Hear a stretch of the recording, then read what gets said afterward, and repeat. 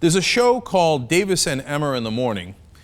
Any show in the morning is going to be great, yeah. But these are not the zany zoo guys. These are the zany gun guys. These are right-wing lunatics, as you're about to see in a second.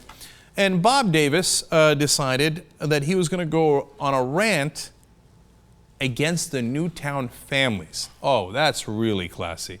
But wait till you hear what he says. Watch. And here's the other thing that drives me crazy. They trot out the victims. And I have something I want to say to the victims of Newtown or any other shooting. I don't care if it's here in Minneapolis or anyplace else. Just because a bad thing happened to you doesn't mean that you get to put a king in charge of my life. I'm sorry that you suffered a tragedy. But you know what?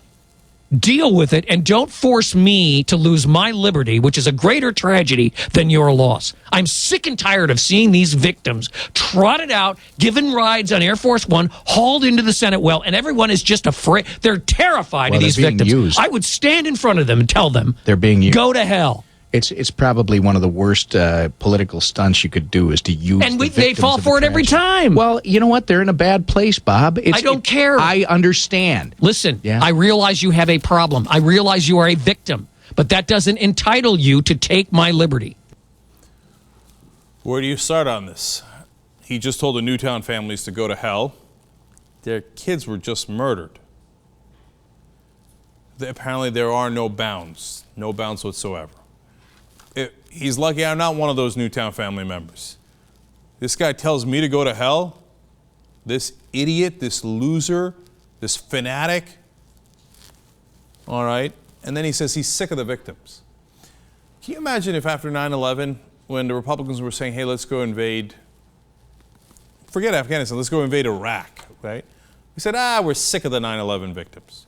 Can you imagine the outrage? Now, the reality is, of course, at one point, somebody did say they were sick of the 9/11 family members and the victims, and that was Glenn Beck. Because there are no bounds. When you get to, if you say anything along those lines in your left wing, you're eliminated from the conversation immediately. These guys haven't even been fired yet. I mean, look, you can say that Emmer was trying to reel him in, but Bob over here, I mean, go to hell, I'm sick of the victims. But to me, the worst one was when he said that his loss of his ability to not go through a background check, not to have his gun taken away, but just that he would have to go through a background check in some circumstances. That loss of that tiny little bit of what he calls freedom was worse than the loss of those family members. I mean, every time I see that dad talking about his son and how he was his whole life,